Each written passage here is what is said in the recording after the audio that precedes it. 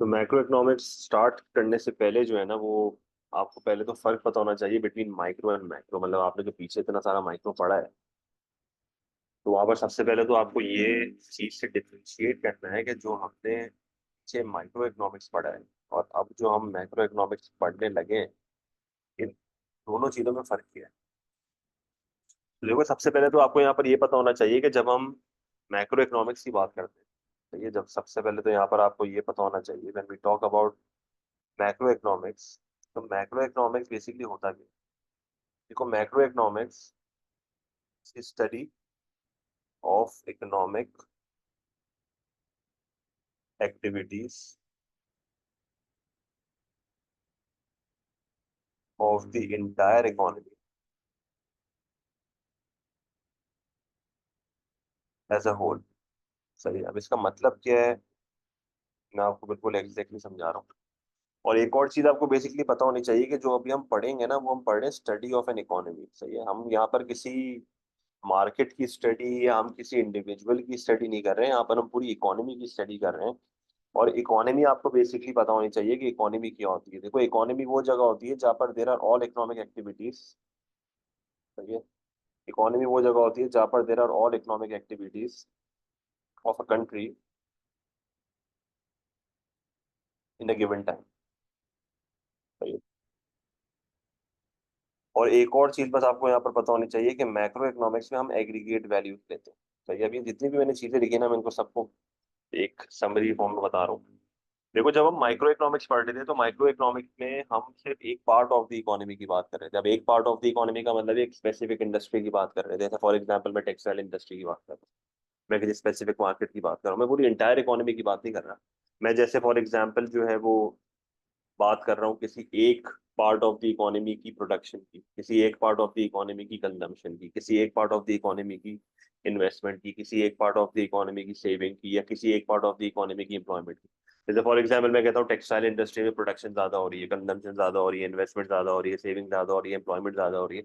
अब ये जो इतनी सारी मैंने चीजें आपके सामने बोली है, production, consumption, investment, saving, employment, ये सब क्या होता है? ये सब इकोनॉमिक एक्टिविटीज होती है। ये क्या होती है? Economic activities. अब इकोनॉमिक एक्टिविटीज जो है वो किसी specific part of the economy भी होती है और पूरी इकोनॉमी में एक साथ भी होती है। तो पॉइंट यहाँ पर ये आता है कि व्हाट इज एन इकोनॉमी। देखो, इकोनॉमी वो जगह होती है जहाँ पर गुड्स एंड सर्विसेज प्रोड्यूस होती है, कंज्यूम होती है, एक्सचेंज होती है, और ये वगैरह वगैरह। तो माइक्रो लेवल पे जब आप स्टडी करते हो तो माइक्रो लेवल पे आप बेसिकली देखते हो कि एक प्रोडक्ट की डिमांड क्या है, या एक प्रोडक्ट की सप्लाई क्या है, या एक इंडस्ट्री की प्रोडक्शन क्या है, एक इंडस्ट्री की कंजम्पशन क्या है, एक इंडस्ट्री की एम्प्लॉयमेंट क्या है, एक इंडस्ट्री की सेविंग क्या है, एक इंडस्ट्री में इन्वेस्टमेंट कितनी हो रही है। देखो, बार बार मैं एक ही इंडस्ट्री की बात कर रहा हूँ। जब हम मैक्रो की बात करते हैं ना, तो हम एग्रीगेटेड वैल्यूज लेते हैं। एग्रीगेटेड वैल्यूज का मतलब है सारी चीजों को आपस में ऐड करते हैं। एक इंडस्ट्री की इंप्लॉयमेंट नहीं देखूंगा, इकोनॉमी की सारी इंडस्ट्रीज की इंप्लॉयमेंट देखूंगा। सही है। इसी तरीके से मैं एक प्रोडक्ट की प्रोडक्शन नहीं देखूंगा, पूरी इकोनॉमी की प्रोडक्शन देखूंगा। मैं एक इकोनॉमी के पार्ट की इन्वेस्टमेंट नहीं देखूंगा, पूरी इकोनॉमी की इन्वेस्टमेंट देखूंगा। मैं किसी एक स्पेसिफिक की सेविंग नहीं देखूंगा, मैं पूरी इकोनॉमी की सेविंग देखूंगा। कहने का मकसद क्या है कि आप जब मैक्रो की स्टडी करते हो तो आप सारी चीजों को आपस में ऐड करते हो। आप एग्रीगेट वैल्यूज को लेते हो, आप कंसोलिडेटेड वैल्यूज को लेते हो। सही है। जैसे फॉर एग्जांपल हम माइक्रो लेवल पे देखते थे कि यार एक प्रोडक्ट की प्राइस बढ़ रही है। अच्छा भाई, प्राइस कैसे बढ़ रही है? या तो उस प्रोडक्ट की डिमांड बढ़ रही होगी, या तो उस प्रोडक्ट की सप्लाई गिर रही होगी। अब यहाँ पर मैं किसी एक प्रोडक्ट की प्राइस की बात नहीं कर रहा मैक्रो। मैक्रो में आप सारी चीजों की प्राइस एक साथ देखते हो, that is average price level, जिसको इन्फ्लेशन रेट बोलते हैं। सही है। और अगर इन्फ्लेशन रेट पॉजिटिव है तो इससे पता चलता है इकोनॉमी में ओवरऑल चीजें महंगी हुई। अगर इन्फ्लेशन रेट नेगेटिव है तो इकोनॉमी में ओवरऑल चीजें सस्ती हो रही है। तो किसी एक स्पेसिफिक प्रोडक्ट की प्राइस नहीं देखी जाती, पूरी इकोनॉमी की एग्रीगेटेड प्राइस लेवल देखा जाता है, जो कि एवरेज प्राइस लेवल होता है सारे गुड्स एंड सर्विसेज की मिला के। और उसका एक तरीका होता है कैलकुलेशन का, क्रॉस सीपीआई बोलते हैं। सही है। तो इन्फ्लेशन की कैलकुलेशन जो आप एएस लेवल से पढ़ते थे आप। ठीक है।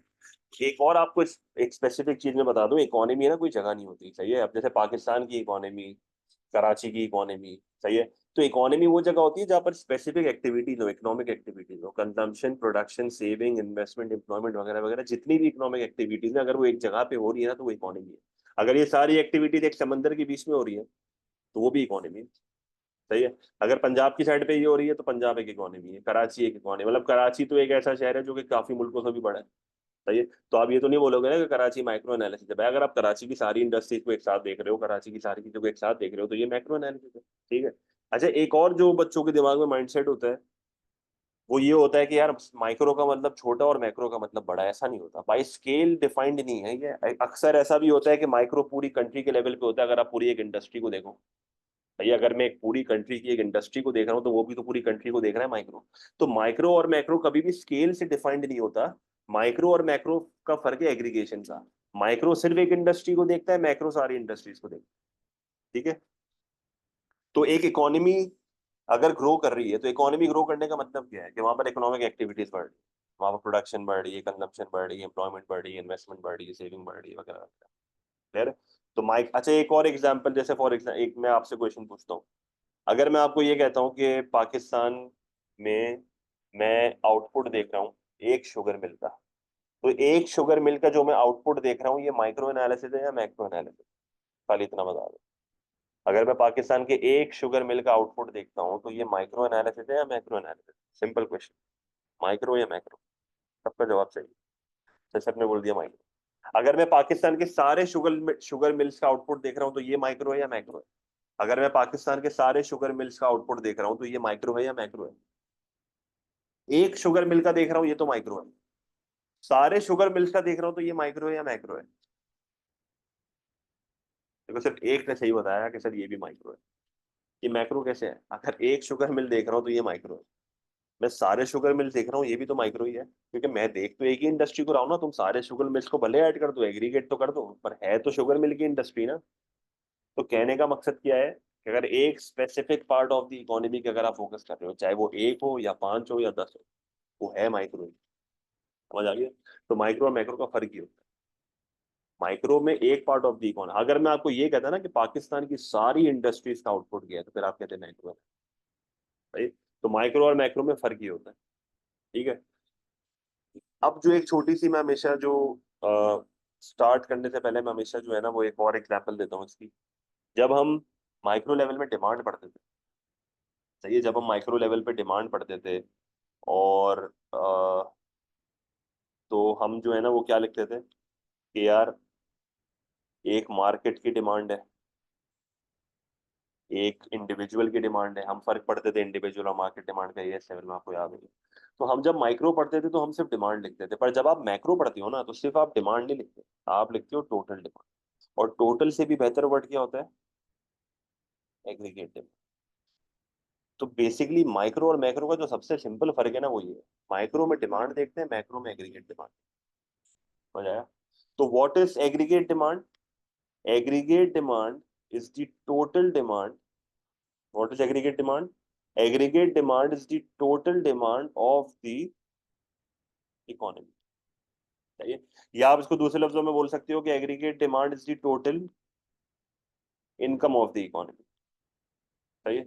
अब थोड़ी कंफ्यूजन दिमाग में शुरू होगी। या आप इसको कह सकते हो कि aggregate demand is the GDP. What is GDP? GDP is the gross domestic product. अब और कंफ्यूजन शुरू हो गई। सही है?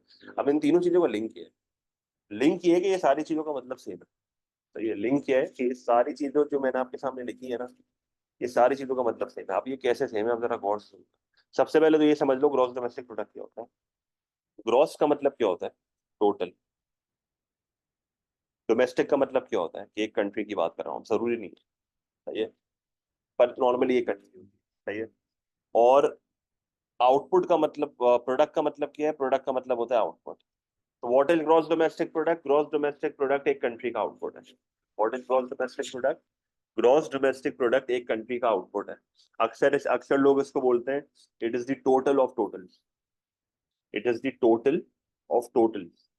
कि पाकिस्तान की सारी शुगर मिल का आउटपुट, पाकिस्तान के सारे टेक्सटाइल इंडस्ट्री का आउटपुट, पाकिस्तान की सारी प्राइमरी सेक्टर का आउटपुट, पाकिस्तान की सारी टर्शरी सेक्टर का आउटपुट, पाकिस्तान की फार्मास्यूटिकल का आउटपुट, पाकिस्तान की बैंकिंग का आउटपुट, सारे टोटल को जब टोटल करते हो तो जीडीपी आ जाता है। It is the total of total. पर आपको ये चीज का ध्यान रखना है कि ये जो टोटल ऑफ टोटल्स है ये कोई फिजिकल क्वांटिटी नहीं है, ये वैल्यू होती है। ये कभी भी फिजिकल क्वांटिटी हो। जिस तरह माइक्रो लेवल पे जब हम डायग्राम बनाते थे तो हम हमेशा यहाँ पर लिखते थे क्वांटिटी, मैक्रो लेवल पे क्वांटिटी नहीं लिखते, मैक्रो लेवल पे वैल्यू होती है। तो GDP is not the physical quantity जो है कि एक कंट्री में प्रोड्यूस हो रही है over a given period of time. GDP is the value of the output which is producing. सही है? तो वैल्यू क्यों लिखते हैं? अगर मैं इसको एक छोटी सी मिसाल दूं यहाँ पर, बेसिक सी एक बहुत बच्चों वाली एग्जांपल दे रहा हूँ कि यार अगर पाकिस्तान में फॉर एग्जांपल एक साल में 2 केजी चावल राइस प्रोड्यूस हुआ, 3 लीटर का जो तेल है वो रिफाइन हुआ, 100 गाड़ियां प्रोड्यूस हुई, क्या इन सबको आपस में ऐड कर सकता हूँ? पॉसिबल ही नहीं है इनको ऐड करना। इनको ऐड करना पॉसिबल ही नहीं है। आप इनको ऐड क्यों नहीं कर सकते? क्योंकि आप केजीज में लीटर को ऐड नहीं कर सकते, लीटर में नंबर को ऐड नहीं कर सकते। कहने का मकसद क्या है कि पाकिस्तान में जितनी भी चीजें प्रोड्यूस हो रही है इन सबको आपस में फिजिकल क्वांटिटीज को ऐड नहीं कर सकते, तो फिजिकल क्वांटिटी ऐड नहीं हो सकती। हाँ, पर अगर आप इनकी कोई कॉमन वैल्यू निकाल लो, जैसे फॉर एग्जाम्पल मैं डॉलर में निकाल लूँ, तो जब मैं इनकी डॉलर में final value of goods and services निकाल दूंगा ना, जब मैं फाइनल गुड एंड सर्विसेज की वैल्यू जो कि डॉलर में होगी उसको अगर मैं निकाल लूंगा, तो मुझे पता चल जाएगा हाँ पाकिस्तान में इतना वैल्यू ऑफ आउटपुट प्रोड्यूस हुआ over a given period of time, जो कि नॉर्मली एक साल होता है। तो आप कंट्री में कभी भी फिजिकल क्वांटिटी नहीं देखते, आप उसकी वैल्यू देखते हो। तो what is GDP? GDP is the final value of goods and services which is produce in an economy, final value. तो हमेशा याद रखना इट इज अ वैल्यू, और नॉर्मली ये डॉलर वैल्यू होती है, क्योंकि कंट्रीज अपना जीडीपी हमेशा स्ट्रॉन्गेस्ट करेंसी में निकालते हैं जो कि दुनिया की होती है। अब पाकिस्तान रुपीज में भी निकालता है, पर जब कंपैरिजन होता है तो फिर वो डॉलर में होता है। सही है। अब जैसे एक और इसकी मैं आपको यहाँ मसला बताता हूँ, मसला क्या होता है। जैसे कार इंडस्ट्री को उठा लेते हैं। कार इंडस्ट्री में जो है वो पार्ट्स प्रोड्यूस हुए, पार्ट्स की डॉलर वैल्यू जीडीपी में ऐड कर दी। टायर प्रोड्यूस हुए, टायर को जीडीपी में ऐड कर दिया। गाड़ी प्रोड्यूस हुई, गाड़ी को भी जीडीपी में ऐड कर दिया। अब सबकी फाइनल वैल्यूज नहीं है, फाइनल वैल्यूज का मतलब selling price multiplied by quantity. मसला यहाँ पर बताऊँ क्या है, इसको काउंट कर लिया, पार्ट्स को भी काउंट कर लिया, टायर्स को भी काउंट कर लिया, इन दोनों को काउंट नहीं करना चाहिए था, क्योंकि जब मैंने इन दोनों को काउंट कर लिया ना, तो this leads to double counting. क्यों? क्यों मैं ये कह रहा हूँ कि फाइनल गुड या सर्विस की वैल्यू, क्या पार्ट्स और टायर फाइनल गुड है? फाइनल गुड नहीं है, ये इंटरमीडिएट गुड है। ये फाइनल गुड नहीं है, ये इंटरमीडिएट है। कहने का मकसद क्या है? कहने का मकसद क्या है? कहने का मकसद है कि हमेशा फाइनल गुड को लिया जाता है, बीच वाले गुड्स को नहीं लिया जाता, क्योंकि जब आप गाड़ी की सेलिंग प्राइस को निकालोगे, तो गाड़ी की सेलिंग प्राइस में पार्ट्स की भी वैल्यू शामिल होगी और टायर्स की भी वैल्यू शामिल होगी। इसका मतलब ये हुआ कि अगर आप सिर्फ गाड़ी को काउंट करोगे तो आपकी जीडीपी की वैल्यू सही होगी, पर अगर आप इन सबको आपस में ऐड कर दोगे तो जो जीडीपी की वैल्यू आएगी वो ओवर स्टेटेड आएगी। तो to avoid double counting, you always take the final value of good या service which is produce in an economy. आप कभी भी सारे गुड्स को, जो ये बीच के प्रोडक्ट्स होते हैं, इनको भी ऐड नहीं करते, आप सिर्फ फाइनल गुड को ऐड करते हो। जैसे इस एग्जांपल में car is the final good, ये तो बाकी जो गुड्स है this leads to a car. सही है। देयर इज, और एक बहुत बड़ी अजम्पशन यहाँ पर ये होती है कि अगर लेट से मैं आपको कहता हूँ कि पाकिस्तान में, सही है, अगर लेट से मैं आपको कहता हूँ कि पाकिस्तान में फॉर एग्जांपल जो है वो दैट इज जीडीपी, पाकिस्तान में जो है ना वो GDP that is the output, Pakistan में जो जीडीपी प्रोड्यूस हुआ इन डॉलर टर्म्स वो हुआ $2000 का। कितना? $2000 का। इसका मतलब पाकिस्तान में जितनी भी प्रोडक्शन हुई है ना उसकी फाइनल वैल्यू है $2000। सही है। और सारे आउटपुट्स को मिला के बता रहा हूँ। सही है, सारे आउटपुट्स को, सारे प्रोडक्शन को, हर चीज को मिला के बता रहा हूँ। सही है। पाकिस्तान में rice industry, oil industry, car industry, primary sector, tertiary sector, secondary sector, सारे सेक्टर्स को मिला के पाकिस्तान में जो प्रोडक्शन हो रही है ना डॉलर टर्म्स, वो हो रही है $2000। ठीक है, पाकिस्तान का आउटपुट की जो वैल्यू है वो $2000 है। अब यहाँ पर एक बहुत बड़ी अजम्पशन क्या है जो कि पूरे कॉन्टेक्स्ट को चेंज कर देती है, कि what is being made is sold. What is being made is sold. जो एक कंट्री में बन रहा है वो बिक रहा है। ये बहुत बड़ी असम्पशन है। अगर मैं आपको ये कहता हूँ कि पाकिस्तान में $2000 का आउटपुट बन रहा है, तो असम्पशन ये कि ये $2000 का आउटपुट बिक रहा है। अगर ये $2000 का आउटपुट बिक रहा है तो इसका मतलब पाकिस्तान का एक्सपेंडिचर कितना होगा? $2000। और अगर मैं क्योंकि पूरे पाकिस्तान की एक्सपेंडिचर की बात कर रहा हूं, तो मैं सिर्फ एक्सपेंडिचर नहीं लिखूंगा, मैं यहाँ पर लिखूंगा एग्रीगेट एक्सपेंडिचर, क्योंकि macro is the analysis of aggregate ना, कंसोलिडेट होती है। और एक बंदे का एक्सपेंडिचर या एक इकोनॉमी का एक्सपेंडिचर पूरी इकोनॉमी की इनकम की इक्वल होता है। अगर पूरी इकोनॉमी की इनकम की बात कर रहा हूँ तो फिर ये नेशनल इनकम है। तो इसका मतलब पाकिस्तान की टोटल इनकम भी कितनी होगी? $2000। और आपके सामने जो एक बेसिक आइडिया जो ये आ गया ना, इसको कहते हैं मैक्रो इकोनॉमिक इक्विलिब्रियम। ये जो बेसिक आइडिया आपके सामने आया ना, national income is equal to aggregate expenditure which is equal to the GDP which is the dollar value of output producer and economy over given period of time. तो ये सारी तीनों चीजें इक्वल होती है। सही है। अब मैंने आपको क्यों ये चीज बोली कि इकोनॉमी ग्रो होती है तो इसका मतलब इकोनॉमिक एक्टिविटी बढ़ रही है। तो इकोनॉमिक एक्टिविटी बढ़ने का मतलब क्या है? इकोनॉमी में प्रोडक्शन का अंदर से बढ़ रही है। जैसे लेट से अगर मैं आपको कहता हूँ कि आपको किसी ने बोला कि यार पाकिस्तान का जो जीडीपी है ना वो 6% से बढ़ रहा है। सही है। आप एक बंदे से मिले, उसने आपको बोला कि पाकिस्तान की जीडीपी 6% से बढ़ रही है, तो आपने यार क्लिक करा कि यार ये जीडीपी जो है ये तो नेशनल इनकम की इक्वल होती है। अगर पाकिस्तान का जीडीपी 6% से बढ़ रहा है तो इसका मतलब नेशनल इनकम भी 6% से बढ़ रही है। और अगर नेशनल इनकम 6% से बढ़ रही है तो इसका मतलब एग्रीगेट एक्सपेंडिचर भी 6% से बढ़ रहा होगा, क्योंकि ये सारी चीजें तो आपस में इक्वल होती है। इसका मतलब ये हुआ कि it is a measure of growth. क्योंकि अगर एक कंट्री में जीडीपी 6% से बढ़ रहा है तो इसका मतलब उस इकोनॉमी में प्रोडक्शन 6% से ज्यादा हो रही है। और प्रोडक्शन ज्यादा होने का मतलब है कंजम्पशन ज्यादा हो रही है। प्रोडक्शन कंजम्पशन ज्यादा होने का मतलब है एम्प्लॉयमेंट ज्यादा हो रही है। एम्प्लॉयमेंट ज्यादा होने का मतलब है लोग पैसा ज्यादा कमा रहे हैं तो नेशनल इनकम ज्यादा है। नेशनल इनकम ज्यादा होने का मतलब है लोग खर्च भी ज्यादा करेंगे तो एग्रीगेट एक्सपेंडिचर ज्यादा है। तो इकोनॉमी ग्रो करने का मतलब क्या होता है, उस इकोनॉमी की इकोनॉमिक एक्टिविटीज बढ़ रही है। और ये तीनों चीजें एक साथ बढ़ती हैं हमेशा। समझ आया? तो एक बेसिक आइडिया समझ आया कि व्हाट इज मैक्रो और व्हाट इज जीडीपी। अब जीडीपी में क्यों मैंने आपको बोला कि aggregate demand is equal to these three things, तो सबका मतलब एक ही तो है। जब आप डिमांड करते हो तो ऑब्वियसली आप डिमांड किस नीयत से करते हो, जब आपको एक्सपेंडिचर करना होता है। और एक्सपेंडिचर करते हो तो इनकम बनती है, और ये दोनों चीजें जीडीपी की इक्वल होती है। यार कोई मसला है यहाँ तक?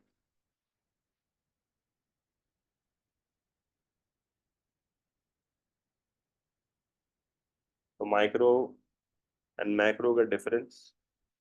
मैक्रो का सबसे पहली बेसिक चीज, ये जो मैंने अभी जो डिस्कस किया है ना, ये एक ऐसी चीज है जो कि आपके पूरे मैक्रो को शेप करेगी आगे। अगर आपको ये चीज क्लियर नहीं है तो आगे कुछ क्लियर नहीं है। फिर इसके बाद में एक और बेसिक आइडिया आपको दे रहा हूँ कि किस तरीके से एक इकोनॉमी चलती है। तो वो जब तक ये क्लियर नहीं होगा तो वो आगे भी कुछ क्लियर नहीं होगा। तो यहाँ कोई सवाल है तो पूछ लो, तो मैं आगे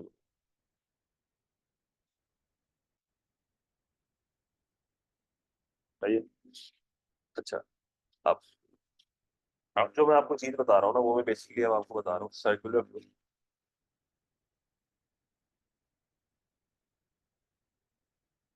अब ये बेसिकली एक टॉपिक है, सर्कुलर फ्लो ऑफ इनकम। ठीक है। अब सर्कुलर फ्लो ऑफ इनकम में, सही, सर्कुलर फ्लो ऑफ इनकम में आपको यहाँ पर ये चीज पता होनी चाहिए कि सर्कुलर फ्लो ऑफ इनकम से समझ ही आ रहा है कि इकोनॉमी में किस तरीके से इनकम को, किस तरीके से फ्लो ऑफ इनकम चल रहा है। सही है, हेडिंग से तो ये समझ आ रहा है फिलहाल। और मैं जो अभी आपको चीज सिखा रहा हूँ ना, वो चीज इस इससे रिलेटेड जो है वो ये है कि एक कंट्री की इनकम जनरेटिंग साइकिल क्या होती है। इनकम जनरेटिंग साइकिल का मतलब है कि मैं आपको ये बता रहा हूँ कि एक कंट्री में इनकम जनरेट कैसे होती है, एक कंट्री में इनकम जनरेट कैसे होती है। सही है? तो सबसे पहले तो आपको ये बेसिक आइडिया पता होनी चाहिए कि इकोनॉमी रन किस तरह करती है। मतलब एक बेसिक मार्केट इकोनॉमी जो हम एएस लेवल में पढ़ते हैं वो चलती किस तरीके से। Close market economy. सही है? मार्केट इकोनॉमी का क्या होती है, जहाँ पर से प्राइवेट सेक्टर होता है, जहाँ पर गवर्नमेंट नहीं होती। तो विदाउट गवर्नमेंट मैं आपको सिखा रहा हूँ कि इनकम जनरेट कैसे होती है, जरा सुनना होगा। भाई एक सेक्टर जो होता है वो होता है हाउस होल्ड। सही है? एक सेक्टर कौन होता है? सही है? एक सेक्टर जो मैं आपके सामने लिख रहा हूँ ना, वो होता है हाउस होल्ड सेक्टर। सही है? हाउस होल्ड सेक्टर कौन है? हम लोग। हाउस होल्ड सेक्टर कौन है? हम लोग हाउस होल्ड सेक्टर है। और हाउस होल्ड सेक्टर का काम क्या होता है? हाउस होल्ड सेक्टर का काम होता है consumption, because in the end every one is a consumer. सही है? Because in the end every one is a consumer. ठीक है। और एक और सेक्टर होता है, that is the business sector. सही है? अब ये जो बिजनेस सेक्टर होता है ना, इसको दूसरे लफ्जों में पेपर में अक्सर वो फर्म्स भी लिखता है। सही है? ये बिजनेस सेक्टर का मतलब है फर्म्स, प्रोड्यूसर्स की बात हो रही है। सही है? और इनका काम क्या होता है? इनका काम होता है प्रोडक्शन। इनका काम क्या होता है? प्रोडक्शन। तो हाउस होल्ड सेक्टर का काम होता है कंजम्पशन, बिजनेस सेक्टर का काम होता है प्रोडक्शन। सही है? अब ये आइडिया क्या है?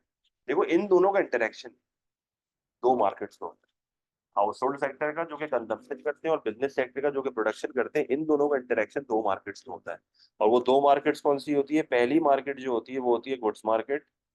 और जो दूसरी मार्केट जहां पर इन दोनों का इंटरेक्शन होता है ना, वो होती है फैक्टर मार्केट। अच्छा, what is good market? Good market वो मार्केट होती है जहां पर गुड्स एंड सर्विसेज की बाइंग एंड सेलिंग होती है। मार्केट वो होती है ना, it is interaction between buyers and sellers. और फैक्टर मार्केट वो होती है जहां पर फैक्टर्स ऑफ प्रोडक्शन की बाइंग एंड सेलिंग होती है। अभी हमने ए टू लेवल पे एक टॉपिक पढ़ा था, labour market. What was labour market? Labour market एक फैक्टर मार्केट होती है। गुड्स मार्केट में हमने क्या क्या पढ़ा था? गुड्स मार्केट में हमने पढ़ा था, बचपन से जो हमने पढ़ते हुए आ रहे हैं, एएस लेवल से लिंक कर रहा हूँ। पहले आपने पढ़ा था कि what is the market interaction between buyers and sellers. फिर डिमांड से आपने पढ़ा, हाँ भाई ये डिमांड इलास्टिक भी हो सकती है, इनइलास्टिक भी हो सकती है, पीईडी पढ़ा। फिर आपने सप्लाई से रिलेटेड जो है वो पीईएस पढ़ा। फिर उसके बाद जो है वो आपने चीजों को आगे बढ़ाया, तो फिर आपने market equilibrium, disequilibrium, price mechanism, ये सारी चीजें पढ़ी। फिर जब आप ए टू लेवल पे आए तो आपने फिर ये पढ़ा कि यार ये तो यूटिलिटी से डिराइव हो रहा है डिमांड। फिर आपने सप्लाई का पढ़ा, ये तो थ्योरी ऑफ सप्लाई का पूरा टॉपिक आ रहा है, जिसमें मार्जिनल कॉस्ट वगैरह ये सारी चीजें हैं। फिर उसके बाद आप और आगे बढ़े तो आपको पता चला कि every market is not the same. Different market structure होते हैं, कुछ मार्केट परफेक्ट कंपटीशन होती है, कुछ मोनोपोली होती है, कुछ मोनोपोलिस्टिक होती है, कुछ ओलिगोपोली होती है। तो गुड्स मार्केट हम शुरू से पढ़ते आ रहे हैं। और फैक्टर मार्केट बिल्कुल हमारा माइक्रो का लास्ट टॉपिक टच होता है, जो कि लेबर मार्केट है। हमने सिर्फ लेबर मार्केट के बारे में पढ़ा है, पर फैक्टर्स मार्केट सबकी होती है। ऑन्टरप्रेन्योर की भी मार्केट है, कैपिटल की भी मार्केट है, लैंड की भी मार्केट है जो कि रियल स्टेट होती है। तो आपको ये चीज पता होनी चाहिए कि जितने भी फैक्टर्स ऑफ प्रोडक्शन होते हैं ना, वो निकलते कहाँ से। जितने भी फैक्टर्स ऑफ प्रोडक्शन होते हैं वो निकलते हैं हाउस होल्ड सेक्टर से। इस इकोनॉमी में, एक कंट्री में जितने भी फैक्टर्स ऑफ प्रोडक्शन होते हैं वो सारे के सारे हाउस होल्ड सेक्टर से निकल रहे होते हैं। तो because in the end everyone is a consumer, सारे factors of production household sector से ही आ रहे हैं। कैसे भाई, अगर एक लेबर काम कर रहा है, भैया अगर मैं एक लेबर हूँ और मैं काम कर रहा हूँ, तो मैं पैसे क्यों कमा रहा हूँ? क्योंकि मुझे कंज्यूम करना है, मुझे खर्च करना है। मेरे पास अगर एक लैंड है, मैं उसको रेंट आउट कर रहा हूँ, मेरे पास एक प्रॉपर्टी है, मैं उसको रेंट आउट कर रहा हूँ, मुझे जो रेंट मिलेगा मैं क्या करूंगा? मैं उसको खर्च करूंगा, मैं कंज्यूम करूंगा। तो in the end every one is a consumer, और इकोनॉमी के जितने भी फैक्टर्स ऑफ प्रोडक्शन होते हैं वो सारे हाउस होल्ड सेक्टर से निकल के आ रहे होते हैं। Very easy। सही है। तो हाउस होल्ड सेक्टर बेसिकली क्या करते हैं? वो अपनी सर्विसेज प्रोवाइड करते हैं factor market. House hold sector क्या करते हैं? वो अपनी सर्विसेज को प्रोवाइड करते हैं फैक्टर मार्केट में। तो हाउस होल्ड सेक्टर जाता है फैक्टर मार्केट में और वो अपनी सर्विसेज प्रोवाइड करता है, लैंड, लेबर, कैपिटल। मेरे पास अगर कोई लैंड है तो मैं उसको रेंट आउट करूंगा, मेरे पास अगर कोई कैपिटल है तो मैं उसको लोन आउट करूंगा, अगर मेरे पास कोई सर्विस है, मैं खुद एक लेबर हूँ तो मैं जाके काम करूंगा, और अगर मेरे पास ऑन्टरप्रेन्योरशिप स्किल्स है तो मैं वो जाके दूंगा। इसके रिटर्न में बिजनेस सेक्टर आएगा और बिजनेस सेक्टर मुझे देगा पेमेंट्स। बिजनेस सेक्टर मुझे क्या देगा? पेमेंट्स देगा। बिजनेस सेक्टर जो है वो लेबर के बदले में वेजेस देगा, कैपिटल के बदले में जो है वो मुझे इंटरेस्ट देगा, लैंड के बदले में जो है वो मुझे रेंट देगा, और मेरी ऑन्टरप्रेन्योरशिप के बदले में वो मुझे देगा प्रॉफिट। इसका मतलब ये हुआ कि इकोनॉमी में इनकम जनरेट हो गई। देखो टॉपिक का नाम क्या है, इनकम जनरेटिंग साइकिल। लेट से मैं कहता हूँ कि बिजनेस सेक्टर से फैक्टर मार्केट में $1 मिलियन आया, और वो $1 मिलियन अभी किसके पास पड़ा हुआ है? हाउस होल्ड सेक्टर के पास पड़ा हुआ है, क्योंकि उन लोगों ने अपनी सर्विसेज प्रोवाइड करी थी फैक्टर मार्केट। यहाँ तक क्लियर? तो हमेशा याद रखना, all the money which is hold by the house hold sector, is held by this household sector. All the money which is held by the household sector, which is held by the consumer, comes from the business sector. जो पैसा हम save कर रहे हैं या खर्च कर रहे हैं या होल्ड कर रहे हैं, वो सारा पैसा हमारे पास बिजनेस सेक्टर से आ रहा है, और ये जनरेट किस मार्केट में हो रहा है? Factor market. All the money which is held by the house hold sector, जो हम स्पेंड करते हैं या हेल्ड करते हैं, वो सारा का सारा बिजनेस सेक्टर से आ रहा है, और ये जनरेट किस मार्केट में हो रहा है? Factor market. और हमारी एग्जांपल के हिसाब से $1 मिलियन जो है वो फैक्टर मार्केट के थ्रू हमारे पास अभी आ गया। अब हाउस होल्ड क्या करते हैं कि ये पैसा जाके खर्च करते हैं गुड्स मार्केट। हम ये पैसा जाके खर्च करते हैं गुड्स मार्केट में, हम इस पैसे को स्पेंड करते हैं, क्योंकि इन the and we are consumers. और ये हम स्पेंड करते हैं गुड्स मार्केट में कैसे? क्योंकि जब बिजनेस सेक्टर हमसे फैक्टर्स ऑफ प्रोडक्शन की सर्विसेज लेता है, तो वो उन फैक्टर्स ऑफ प्रोडक्शन को यूज करके गुड्स एंड सर्विसेज प्रोड्यूस करता है, जो कि गुड्स मार्केट में आते हैं। तो जो $1 मिलियन हमने यहाँ से कमाया था, वही पूरा $1 मिलियन अगर मैं गुड्स मार्केट में जाके स्पेंड कर दूंगा, तो क्या मैं कह सकता हूँ कि इकोनॉमी में बैलेंस है अभी? क्योंकि इकोनॉमी में पैसा रोल हो रहा है। $1 मिलियन यहाँ से आया, फिर यहाँ आया, फिर $1 मिलियन यहाँ से आया, फिर यहाँ आया, फिर यहाँ आया, फिर ये साइकिल है। ये एक इनकम जनरेटिंग साइकिल है जो कि चलती रही। क्लियर है ये चीज? कोई मसला, सवाल?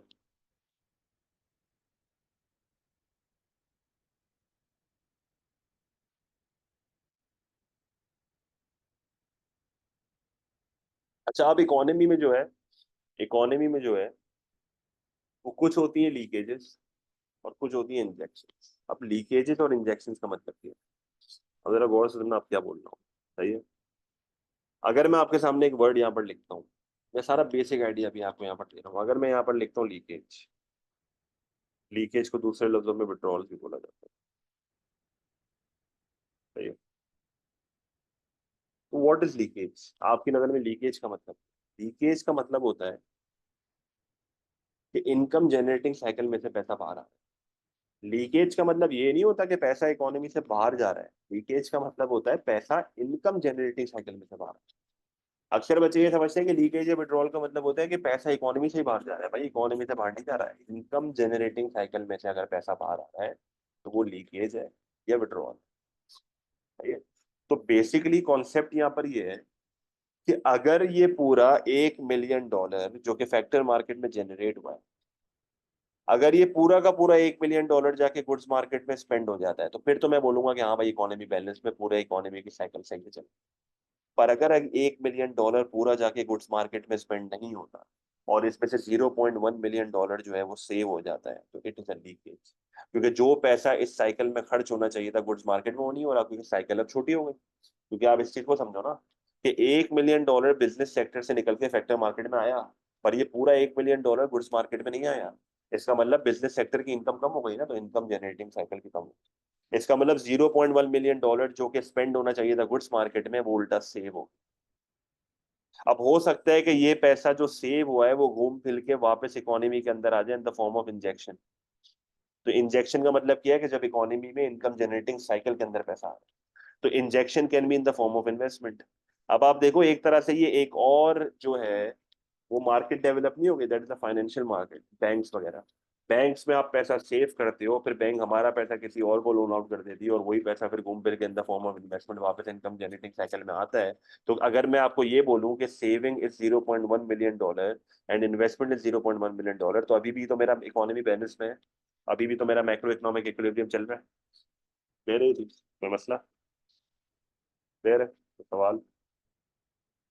तो left hand side is equal to the right hand side, economy is in balance. Saving investment की इक्वल है, इकोनॉमी इज इन बैलेंस। तो मैक्रो इकोनॉमिक इक्विलिब्रियम टूटता नहीं है, ये रहता है हमारे अजम्पशन के साथ। अब रियलिटी में तो बहुत कॉम्प्लेक्स होता है ये, पर हम अभी इसको मैक्रो इकोनॉमिक इक्विलिब्रियम को लेके चल रहे हैं सब। ठीक है, फिर तो सवाल।